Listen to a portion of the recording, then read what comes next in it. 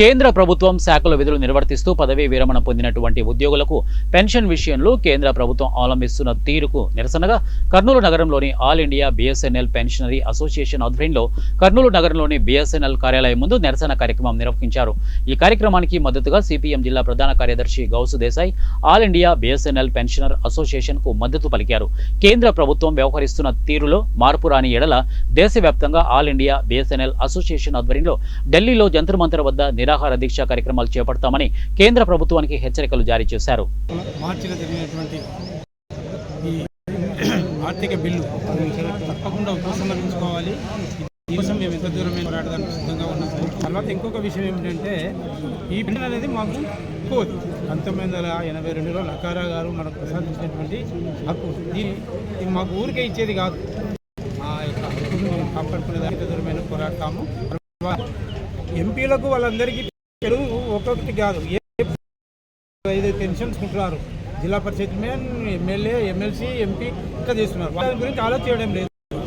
ఈ వచ్చింది గవర్నమెంట్ ఏమైందంటే ఓల్డ్ పెన్షనర్స్, న్యూ పెన్షనర్స్ అనే ఒక గవర్నమెంట్ కొత్త విధానాలు తీసుకొచ్చి వాళ్లకు మాకు తగవ పెట్టాలి అని ఉదాహరణ ప్రకటిస్తుంది. ఇటువంటి ప్యారిటీ పెన్షన్ చూస్తుందని ఈరోజు ఒక్కలు మాట్లాడినట్లుగా పెన్షన్ అనేది ఒక భిక్ష కాదు, గౌరవప్రదంగా బతకడానికి అది మాకున్న హక్కు అని నకారా గారు ఆ రోజు ఎట్లయితే చెప్పినారో ఈరోజు కేంద్ర ప్రభుత్వం అని విభజించి న్యూ పెన్షన్ పాలసీ అని, ఓల్డ్ పెన్షన్ పాలసీ అని ఆ స్కీమ్స్ అన్ని పెడుతూ ఇటువంటి దుర్గమైన ఆలోచన అర్జెంటుగా విరమించుకోవాలా.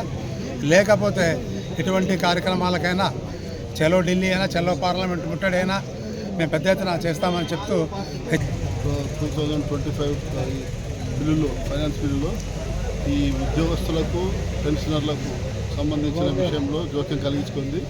పాత పెన్షన్దారులకి 8th పే కమిషన్లో ఎటువంటి పెరుగుదల ఉండదు అని, కొత్తగా ఉన్న వాళ్ళకి మాత్రమే పెరుగుదల ఉంటుందనే ఉద్దేశంతో ఆమె చేసిన వార్తలు అవన్నీ కూడా చాలా ఇది మాకు అన్యాయం చేసినట్లు అవుతుంది.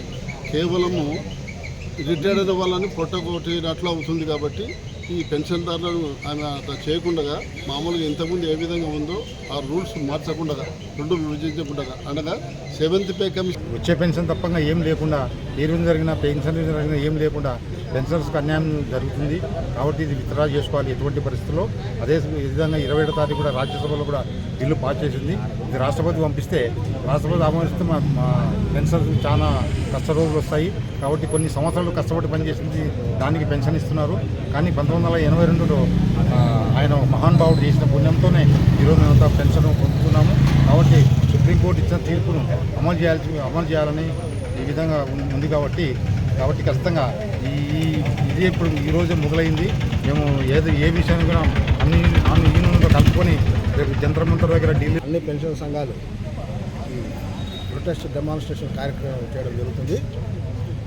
దీనికి ముఖ్య కారణం ఏంటంటే మార్చి 25వ తారీఖు నాడు మన ఫైనాన్స్ మినిస్టర్ నిర్మలా సీతారామన్ గారు పెన్షన్ సవరణల పైన ఈ యొక్క ఫైనాన్స్ బిల్లు ఇంక్లూడ్ చేసి ప్రవేశపెట్టడం జరిగింది.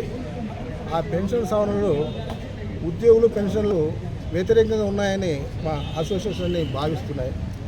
ఎందుకంటే ఈ పెన్షన్ ఒక కట్ ఆఫ్ డేట్ పెట్టి కొత్త పే కమిషన్ వచ్చిన డేట్ తర్వాత రిటైర్ అయిన వారికి మాత్రమే పెన్షన్స్ బెనిఫిట్స్ వర్తిస్తూ పాత వాళ్ళకు లేదని చెప్తూ పెన్షన్స్ 2